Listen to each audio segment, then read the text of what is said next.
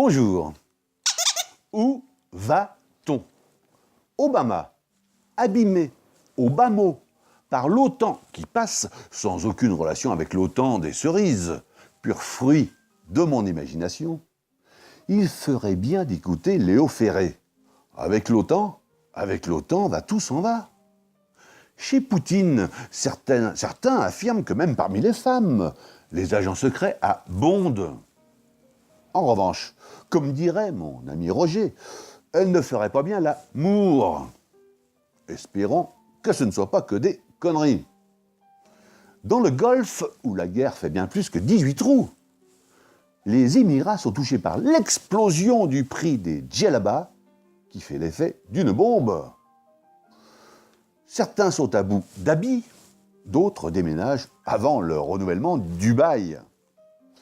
À noter que les médecins très informés, pour ne pas dire très au courant, n'utilisent plus le Botox puisqu'il resserre les pores. Au Nigeria, on déplore l'enlèvement de centaines de filles par Boko Haram. Très religieusement, l'ensemble de la gente masculine appelle à relativiser. Il n'y a pas mort d'homme. Puisque ces islamistes n'ont rien dans la tête, mais qu'ils laissent leurs filles se marier sans que leur père ne leur cherche l'époux.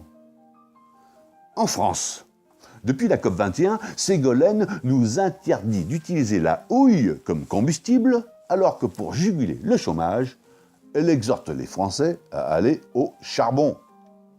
Au lieu de nous les casser, les houilles, elle ferait mieux de dépenser moins d'énergie sur ces fossiles. Sur un plan plus people, DSK fait la gueule au FMI à cause de Christine parce qu'il la garde.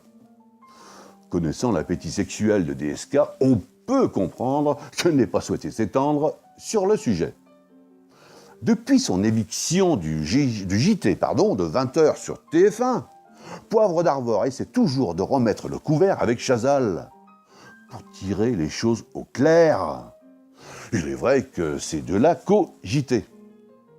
Enfin, des humoristes méritent une standing ovation, alors tous debout.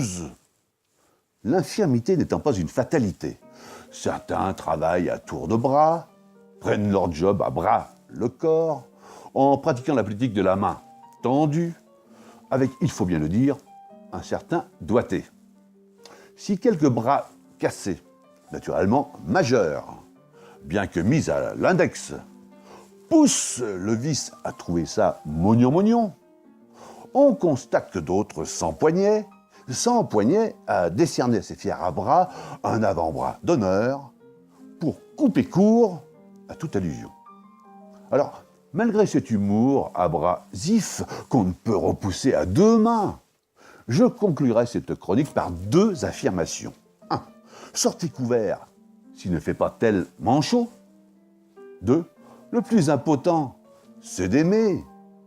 Voilà. Alors, si vous aimez, n'oubliez pas de liker. Et si vous souhaitez me rejoindre sur les réseaux sociaux ou vous abonner, c'est là qu'il faut cliquer. Voilà, je vous embarrasse, très fort bien sûr, et je vous dis « Halla !» semaine prochaine avec Monsieur Pan.